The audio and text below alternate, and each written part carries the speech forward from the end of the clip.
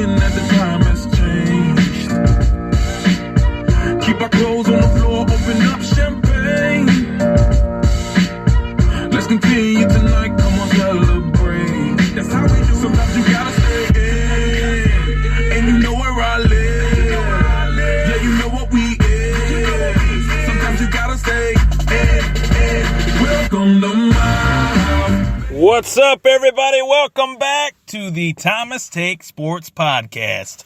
Another day, another dollar in the life of the Thomas Take, as we have had a successful week posting the Thomas Take Mailbag, Part 1, Part 2, both very successful episodes of the Thomas Take. So thank you to everybody for submitting your questions to me in regards to all things in the wide world of sports. So here we are again, back on the mic, as it is May 11th, 2017, and we are one day away from, or one day removed, one day after, I should say, the startling late night announcement from Dana White's lips to our ears that the UFC has decided to pull the UFC middleweight title fight, Michael Bisping versus George St. Pierre. The fight never had a date. The fight never had a venue. It was announced to the media in a press conference, a highly entertaining press conference, where Bisping was the mouth and GSP was the professional, of course, and we will never see it. So there is that. As of now, it looks like that fight is never going to happen. As of now, it looks like Michael Bisping will never get the payday. And as of now, it looks as if George St. Pierre will not have a fight for quite some time. When and if George St. Pierre comes back to the UFC, because they have a deal, and this could change some things for George. Where does he fight? Who does he fight? Where does he go from here? So I am here to tell you the three matchups that I think are next, could quite possibly be next for George St. Pierre.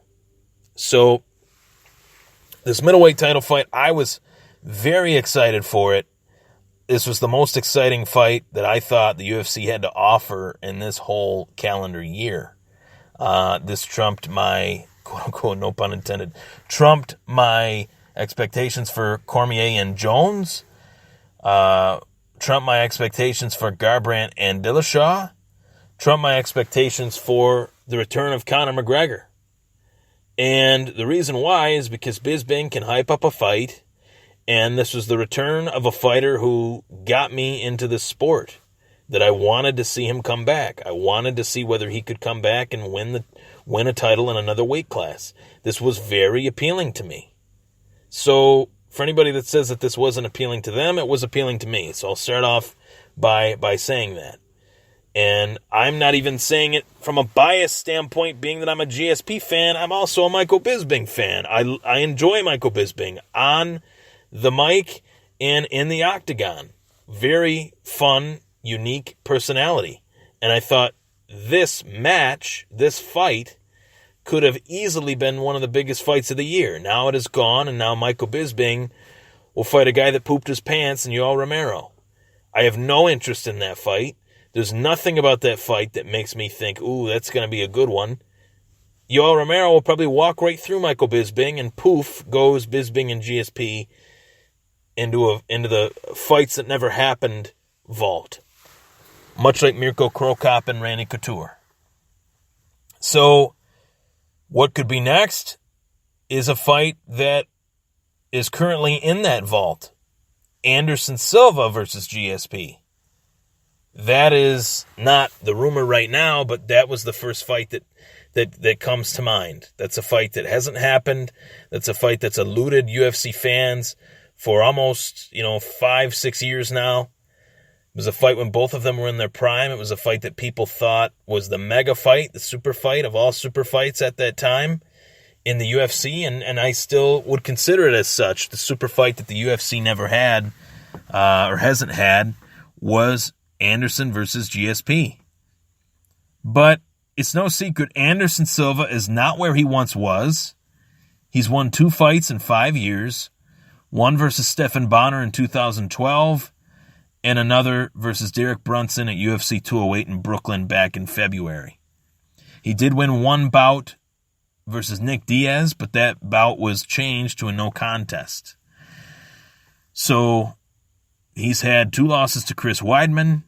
He's had a loss to Daniel Cormier. And I know I'm forgetting another one somewhere. Michael Bisping. He lost to Michael Bisping. So he's not what he once was. But GSP has also taken 4 years off outside the sport. So they're 2 fighters that, of course, much like Mayweather and Pacquiao, when they finally decide to put these guys together, it'll be when they're past their prime rather than them being in their prime.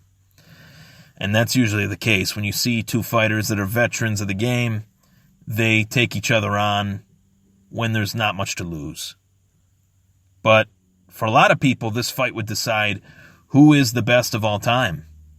It would decide who is the best of their era. Not to me, but to the casual fan. To me, I would say Georges St. Pierre is already the best of all time. Nothing changes that for me because of the fact that he defended the belt as active as any champion in UFC history against the top contenders each and every time, never ducked anybody, never dodged anybody, fought Matt Serra, lost in what was the biggest upset of UFC history, and got back on the horse, beat Matt Hughes, a guy that was a real challenge for him at that time, and then fought Matt Serra and destroyed him to get his belt back, and then had the championship legacy that he does today. So, to me, GSP is the best of all time. To a lot of people, Anderson Silva is the best of all time. And there's good reason to say that. Highly talented individual, did things in the octagon that we never saw or never thought we would see at that time. Destroyed fighters that were top fighters. Rich Franklin, Forrest Griffin, Dan Henderson. He's had some very good moments inside the cage. He's also had some moments where he looked pretty bad and he came back. Chael Sonnen in UFC 117 in Oakland, Oracle Arena. I remember it like it was yesterday. He's down basically 4.5 rounds. He wins the fight with minutes left in the 5th via triangle.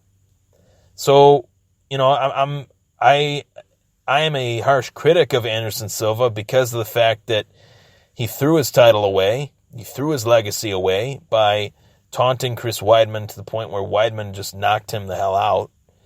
And then said he should have taken things more seriously. Well, you've had that coming for like 5 years. You did that to everyone for 5 years. You weren't doing it to Weidman on that night, and you paid for it. If you would have taken the fights more seriously, it wouldn't have happened. So I have a hard time saying that that guy is the greatest of all time when he showboated and threw it away, essentially. And GSP took on all comers, fought serious, took every test, passed it with flying colors. And for those that say, well, his wrestling style's boring, watch boxing then. Don't watch MMA. I encourage you guys, if you guys think GSP's style is boring, watch another sport. Do not watch mixed martial arts. Watch boxing instead, because you belong in boxing. You belong with that sport. You don't belong with MMA. Mixed martial arts is not about boxing. Mixed martial arts is mixed martial arts. Wrestling, jiu-jitsu, kickboxing, clinch, everything in between. Everything besides boxing. So if you want to see guys get knocked out constantly, watch boxing.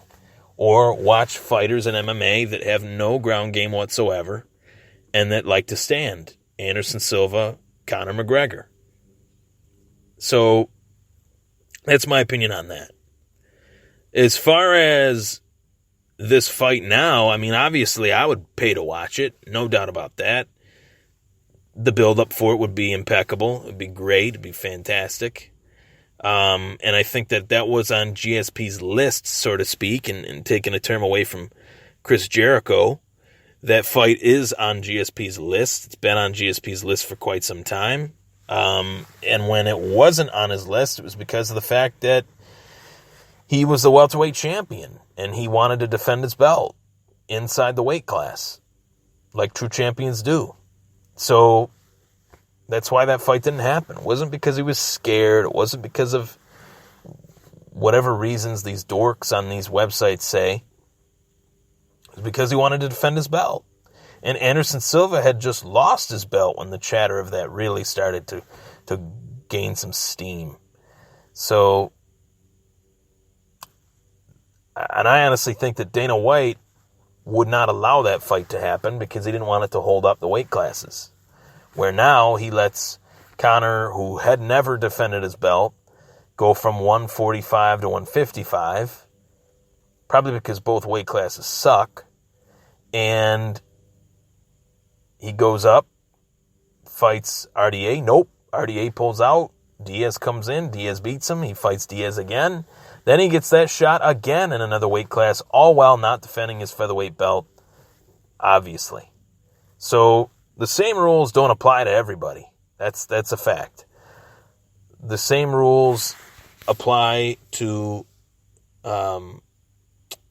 there's rules for everyone else but Conor. That's a fact. That is an open, wide fact of the UFC of today.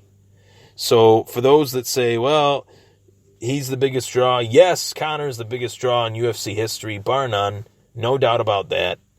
Sold the most pay-per-views, but this is a sport, right? They refer to it as a sport. So when you change the rules for everybody else but one guy, it's a bit of a monopoly, and it's a bit of a joke. So for the same reasons that John Cena will never turn heel, the same reasons that Conor McGregor will never have to earn his way to the top. And I mean, it sounds crazy me saying earn his way to the top because he did fight 2 title fights, he did win 2 belts. But he didn't have to go through the contenders to do it. He never defended his belt at either weight, still to this very minute. And there is no telling when he will, when or if he ever will. If I were to look into a crystal ball and say, 6 years ago that or 4 years ago that Conor McGregor would come along, I knew he would come along and make a huge impact. I saw him as a future champion, no doubt about that. But to say that he would basically dictate what is right and wrong in an entire sport, I would have laughed. And that is the case now, today, inside the UFC 2017. WME, IMG cared about the big fights. Though Paul Bisping and St. Pierre, but all the other big fights can happen, but that one. I mean, if I'm Michael Bisping, I'm really pissed off. I don't get the payday. If I'm GSP, I'm really pissed off. I don't get the opportunity at a second bout in a second weight class. And Anderson Silva, a win over him does nothing for GSP's legacy. A win over GSP for Anderson does more for Anderson's legacy than it does for GSP. Because if GSP beats him, it's, Anderson's shot. If they would have fought 5 years ago, GSP would have lost. If Anderson beats GSP, it's, he was always better than GSP. That is true, 100%, and there's no denying that. So, do I care to see Anderson versus GSP? No. I think that's the fight that's probably going to happen. But if I were to put a fight in front of GSP that I think he can win, that I think would right the ship of his career, would be a fight versus Tyron Woodley. If the Woodley shows up versus Wonderboy that showed up, if Woodley shows up like he did versus Wonderboy in his last fight versus GSP, he'll get dominated. That's my take. I said 3 fights. We'll go 3 fights. Obviously, Conor would be the mega fight for GSP. Take care, guys. Thank you for tuning in.